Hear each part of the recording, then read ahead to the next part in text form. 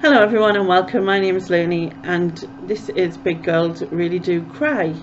So, welcome to Photos of the Week. Thank you very much to everyone who commented last week and said how they enjoyed it and what photos you liked, and also the format that I'm doing it in, which is really cool. Thank you very much. I have been out a lot this week. We have had mental temperatures, especially for the northeast, hitting 28 and having like it feel like 30, 31. We never hit stuff like that up here usually, but it's been an absolutely lovely week. Today it's very overcast and cloudy. The temperature's dropped to 18, and yeah, it's currently Thursday the 22nd, by the way. So I'll be putting this out today, which you'll already know because you'll be watching it. Of course you will. So yeah, there's a lot of pictures. I'll advise you. I'll try and keep the chatting of it as minimum as I can. Minimum, is that a word? Anyway, I'll try and keep it as, snappy as I can, as it were. So yeah, enjoy. So the first picture is of the male swan. He was pruning himself and cleaning himself, and I managed to get this picture and one in colour, which you'll see shortly. You can tell the difference between the male and female by the fact that, well, I think it's only once a male matures, but I could be wrong. And it's because the bulbous thing on the nose, on the top, on their nose, I suppose that it could be their nose, couldn't it?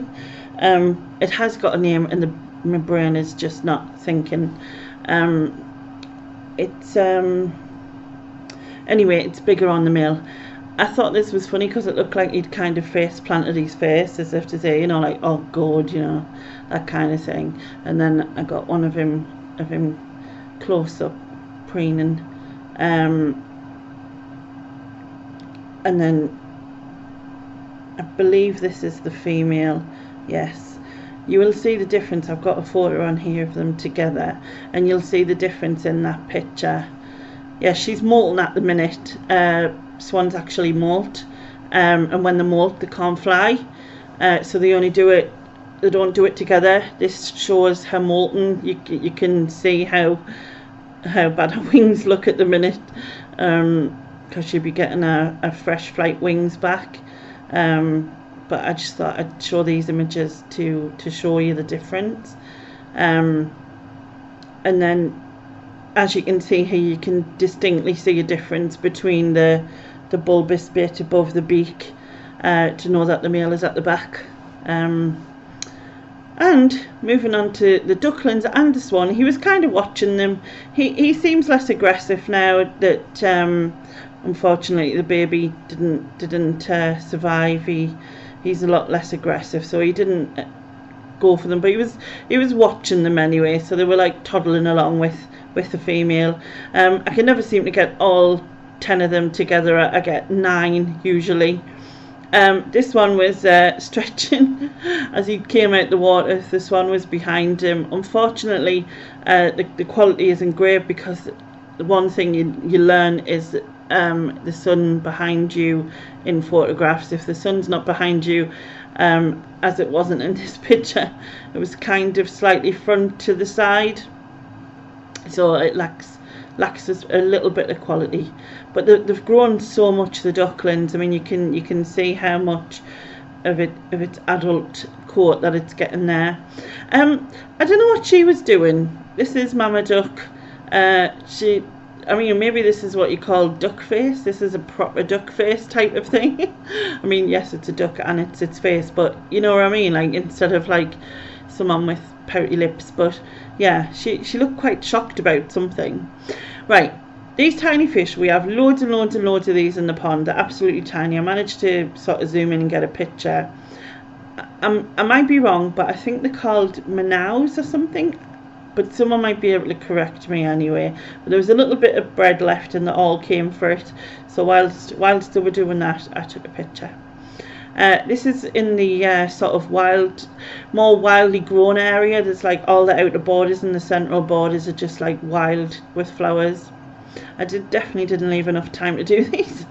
I think this might be a hydrangea. It's actually one of my favourite flower pictures I've taken, just because of the difference in the colour and the background being so dark. But someone will probably tell us that that's to do with, is it depth of field or something? I'm not really sure still. Obviously this is a bee, very overloaded bee, but it looked like you could see its face. These are 2 more bees. I'm not sure on the flowers that these are on either, but it was just the fact seeing 2 in the same frame. Yeah, another bee. I know this is a thistle, I believe. I don't know if it's a type of thistle or whatever.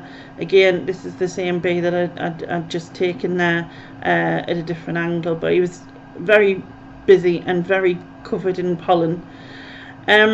I forgot to check what these were called, and I do know it. Maybe it's a meadow brown. Not really sure. But yeah, I think it's a meadow brown. I think, but I could be wrong. And I think the next photograph, this one, is basically the same but with its wings closed. Although it was taken on different days, but I'm sure it's the same type of butterfly.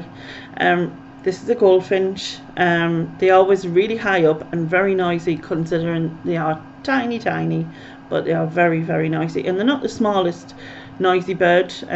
Wrens are, but yeah. This is a greenfinch.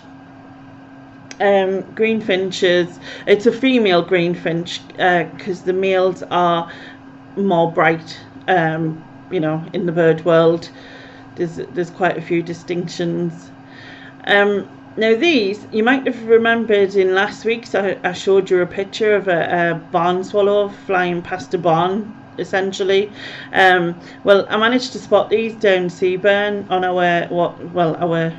what was our fountain, and that's the mother in flight in the centre, and then 2 of the 5 babies that were on here that she was feeding. As you can see, he was ready, prepared with his mouth open, and now she's off again to get more. I'm saying he, could be a he or a she, to be honest. I'm not really sure. But yeah, there was 5 babies on here, and she was back and forth, bless her. Now this is like, I don't even know what this is. It looks like it's a toy in the sky. Like you buy it pre-packed from Argos or something. Build your own helicopter. That kind of how it looks. Do you know what I mean? Obviously it was quite in the distance. Apologies for the quality of it, but I wanted to show it just because it was a bit weird and unusual. What isn't unusual though is seeing a police chopper around in this part of the world. No clue why it was there for. Could have been one of many, you know. It happens, doesn't it?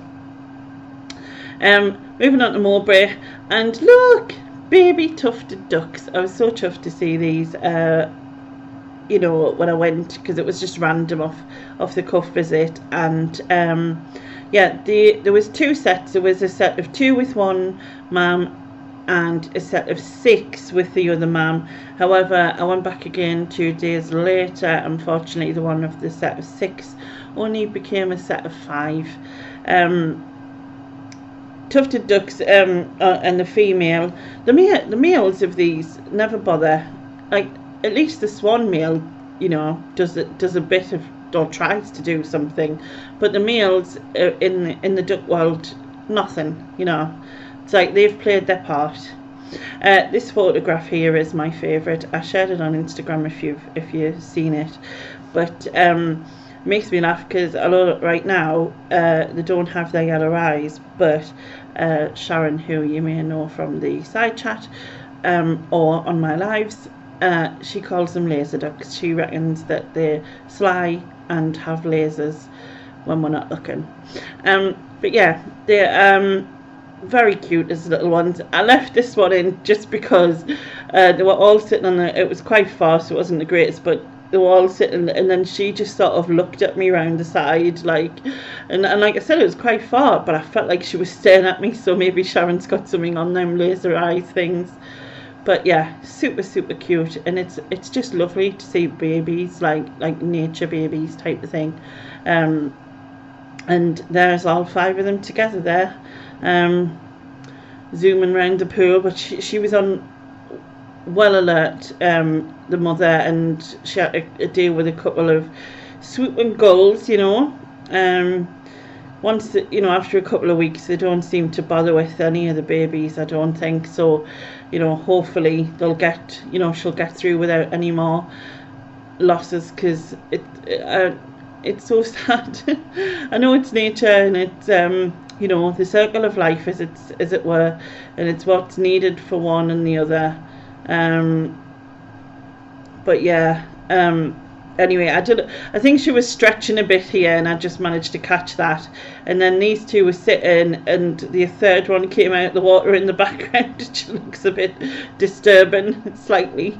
But yeah, they're super cute, and they were all just sitting.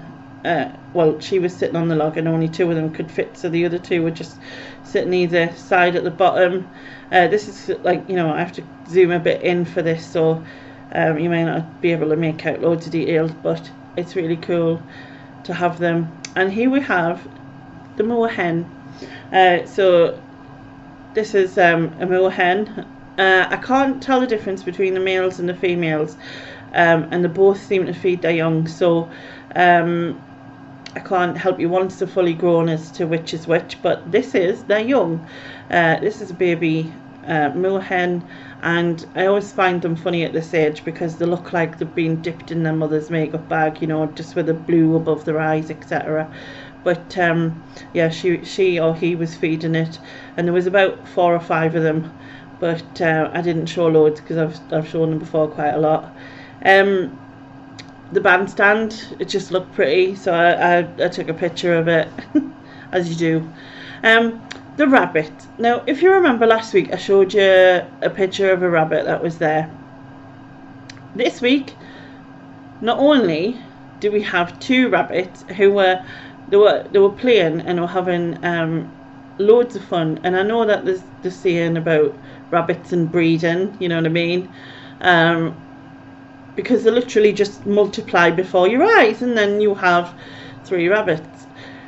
It was odd. Like, it was just like sitting there, and I was taking a picture, looking at the camera, looking at the picture, looking back again, and there's another rabbit. Thankfully, we stopped at 3 because I just couldn't cope, I don't think. But yeah, and they were running around and playing and chasing each other. I mean, they could have been fighting for all I know, but yeah. Anyway, moving on. This is a magpie. I'm sure you all know. He was quite noisy, which caught my attention, and I was able to get a couple of pictures of him, one on the branches, and then he comes down into the water in a minute. But he had some what looked like discoloration around his eye, as you might be able to see. Sometimes they have a bit of pigment colour missing, like humans, so I'm thinking that's what it is. He looked healthy enough, he was raking about, noisy enough, exactly. But their colours are beautiful, the blues and greens, and so nice and so pretty, and I absolutely love them. I just think there's so much fun, like, as in, like, the cheeky and stuff, like the whole crow type family is similar. Right, speaking of laser eyes, yeah, I decided to use my flash because the camera, it was really dark within the trees, and I'd spotted the squirrel, and I decided to use my flash, and unfortunately, well, not unfortunately really, it made his eyes glow, but so I thought I'd add that in. This is smoke, obviously. I took this photo because there was loads of smoke, thick black smoke billowing from like just down from where the park was.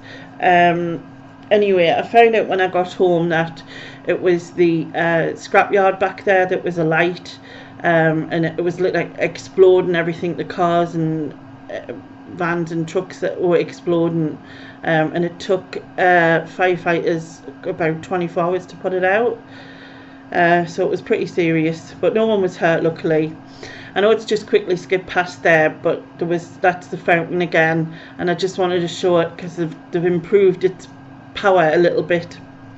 Moving on to this is a picture of I think it's Booker or Boca Topaz. Boca Topaz? Anyway, it's a multi-purpose offshore vessel, and it was down Nowa Dock, so I took a photo of it. This is a brown-headed gull, so it's a type of seabird. Obviously the herring gulls are the more popular ones you see, but I was watching something today from the RSPCA or RSPB, I can't remember which one it was, who said that actually gulls are 50% since the 70s have gone down 50% in terms of how many there are of them.